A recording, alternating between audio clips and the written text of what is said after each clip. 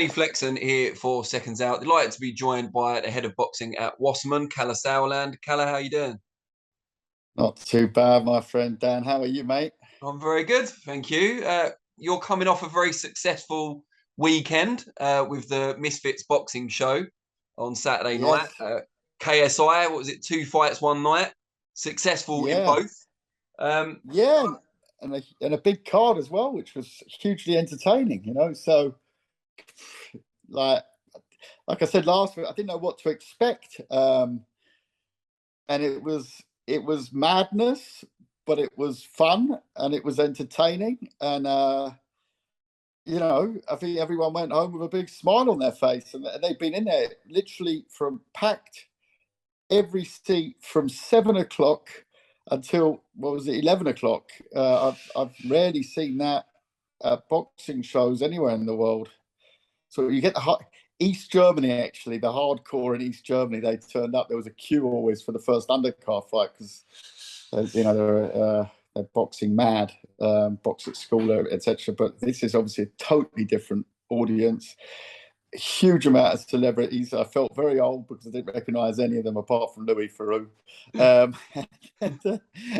the boxing ones, of course. But it was. I guess it was a carnival atmosphere on the weekend of the Notting Hill Carnival, but certainly not more peaceful. A lot more peaceful. Tell us how you first got involved with Misfits boxing and doing this whole kind of crossover boxing thing with DAZN. I know Mams Taylor, who's one of the partners in Misfits since my teenage days. So I've known him a long, long time. I'm not going to say how long, or else it gives away my age. But and he introduced us obviously to KSI, and at first I didn't really know what to expect. But when you see his mindset on it, and his mindset's a realistic mindset, by the way. He's not one of these guys who's calling out, Tyson Fury or whatever some of them are. He loves what he does outside of boxing, but he really loves boxing. And he has the advantage, of course, that he financially can take this training team around wherever he goes. And he trains twice a day, every day. But he's also realistic on terms of, where he is in the sport. And he's a novice. And he's very ambitious, but also very realistic, which makes it fantastic to work with. Because if you've got someone who isn't in that dimension in this segment, I don't know how you handle them, because we must not forget that the whole card was just packed full of guys who have millions and millions of fans, and but I didn't feel an ego all week. It was I get undercard fighters who've got 50 times more ego than that whole card did in let's say classic boxing. So it was refreshing to work with these people. They were all very busy promoting it, which helps, and it was great fun. And at the end, we had a very young crowd in there, and they loved it. And my hope is always that they now look at that as boxing and look at classic boxing as well. And I do think that's the case. I really do. I believe that if you get them young, you can create them into boxing fans. And that's what the UFC's been doing, by the way, especially in the States. And that's something that we have to use every tool in the book in boxing. What is your role specifically? Like, how are the duties kind of divided between you and the guys at Misfits? Well, the official title is co-president of Misfits Boxing, whatever you make of that. But no, in terms of us, my role is to, be the promoter and to make sure that the events, not just the evening of the fight, but also that the build up to the events are done in a classic boxing manner as such, with a twist always to it. For the undercard presser, I've never seen a more entertaining undercard presser in my life. I actually went and watched it back. So fun. But yeah, and then overseeing that it's made in a way that is presentable. Mams is responsible for bringing in the talent as such. Then we look at that together and say, is that feasible? You know, is that not feasible? So yeah, it's a very large role because there's a lot of different areas to it. But of course, also the commercial side of it. You know, just touched on the DAZN deal. You know, that's obviously something where my experience comes in. And talking of the DAZN deal, how long or how many shows is it? What's the deal there? The aim is it's a long-term vision. We've announced the first 2 dates now, but there's another one being announced later this week. There'll be another one announced next month. So it's something where we've said, you know, this isn't for the short term.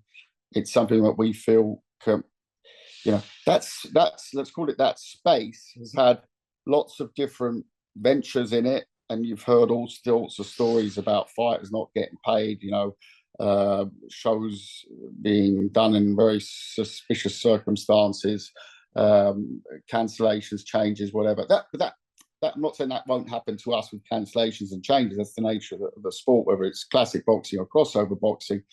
But for us, it's to really create an identity to it via the MFX series on DAZN.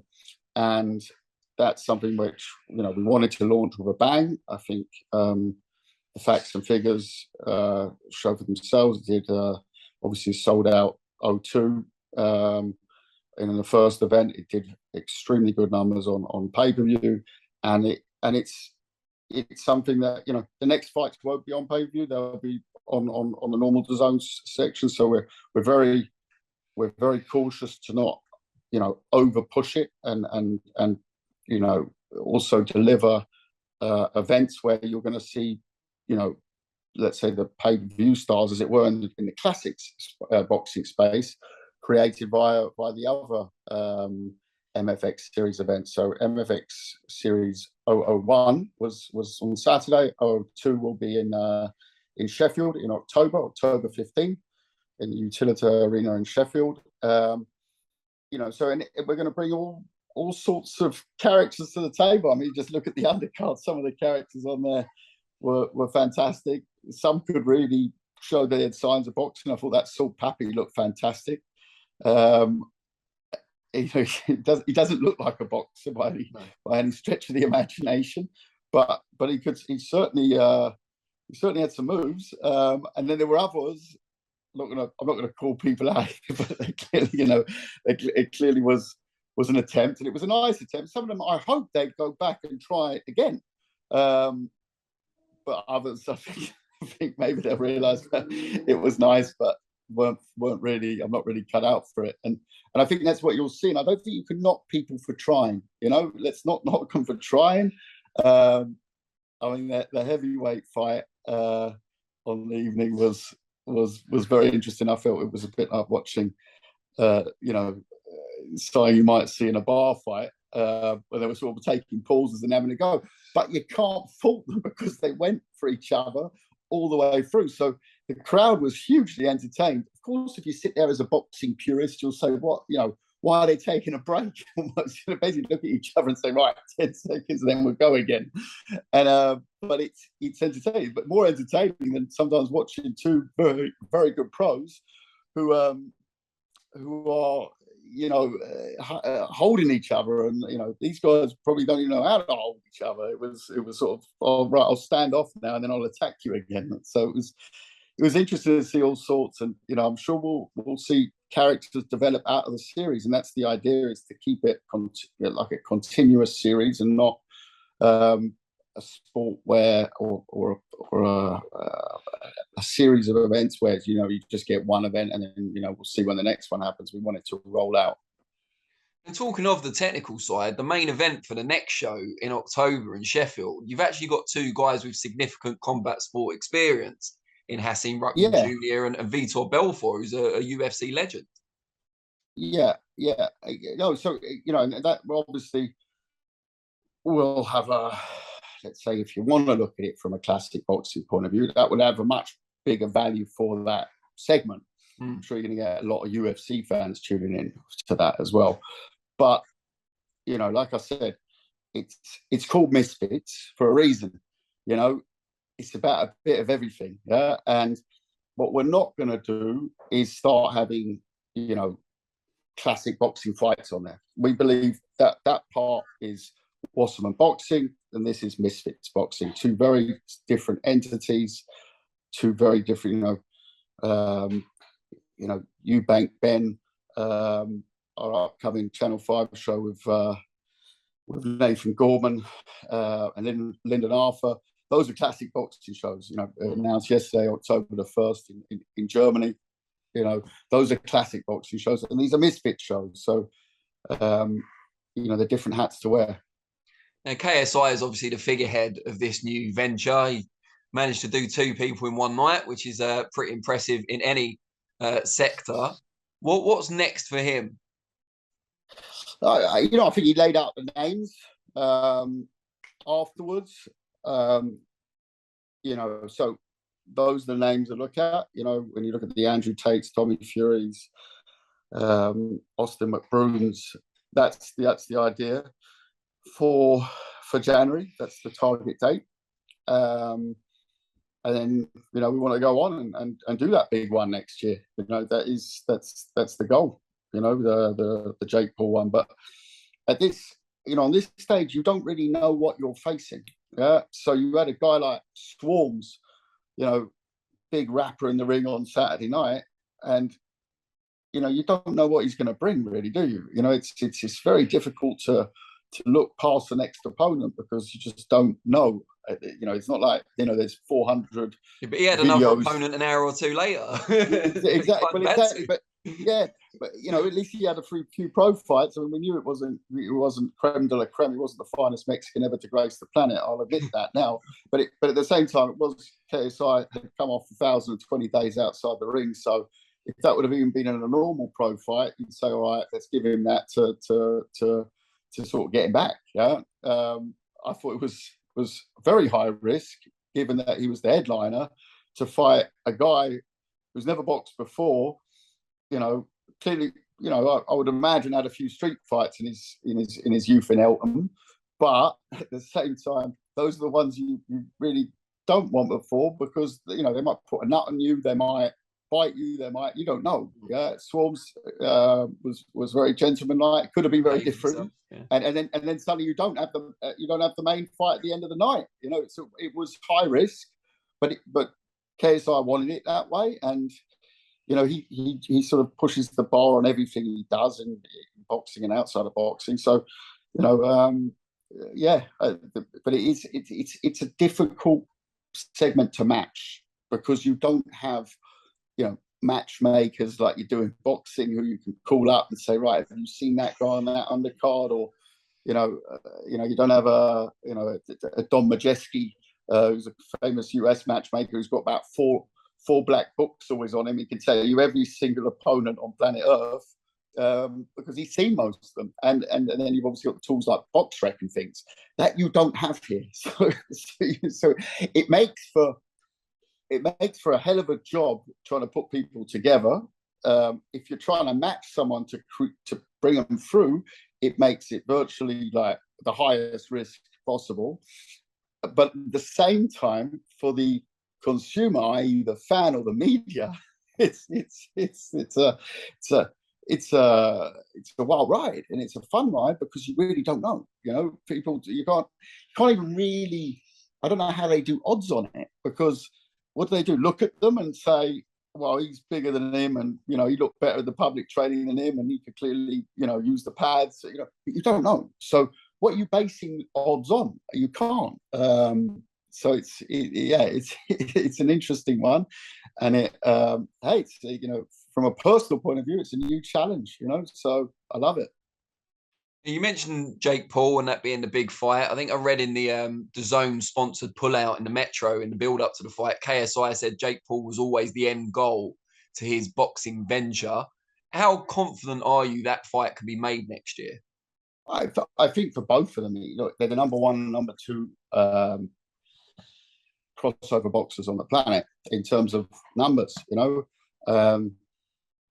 there's a reason why Jake Paul calls him out, and there's a reason why KSI is talking about him, because that is the biggest fight in this segment. And I got some flack off the hardcore classic boxing for saying it's a bigger fight than Joshua Fury. Listen to the whole piece and don't let me be quoted on it's a bigger fight and then just cut the sentence off. Numbers wise, when I say numbers wise, I mean, like, and no one can argue me on this, if KSI puts out a YouTube clip around a boxing event, go and have a look at the numbers it does. It does 5, 6, 7 million. Yes, so of one person, of one thing. There's nothing in boxing that we can compare that to. That's something that boxing needs to get to that level, but it's just what it is. So no one can argue me on that point. I'm not saying it's a bigger fight in terms of what it stands for, 100%. But in terms of this segment, and in terms of, let's say, popular media, that fight, KSI versus Jake Paul, fills any stadium on planet Earth, and I believe it will break a lot of pay-per-view records. That's for sure. And can you make it confident? I think it's a given. That part is the same as classic boxing. When you've got a 1 and a 2, and they can earn 5 times the money than they do boxing each other, then boxing the number 3 or 4 or 5, then it will always happen. It will always happen. So yeah, 100%. And we think Jake Paul will be coming over here, or to the UK rather, in next month for Amanda Serrano fighting on the Joyce Parker card. If he does, will you be looking to meet with him at all? I leave that part really. That world is dealt with by Mams, so I let him handle that. I think Mams knows his management well. So and don't forget also Logan Paul is a partner of KSI, so I think there's easier routes to go by than wheeling me in. But of course I'm there. At the same time, but he's fighting in October. He's coming over for Serrano before his fight. He's got a big fight. Yeah. It hasn't been confirmed that he's coming over, but they expect him to. Okay, yeah. But look, either way, yeah, I wouldn't recommend him to fly over for a fight 5 weeks before a fight on another time zone. But anyway, interesting. I'm sorry, I didn't know that, so I was just putting 2 and 2 together there. Look, at the end, I think the fight does get made. I think there's 1,000 reasons why it should, but the guys have got to keep on winning. Now, just changing.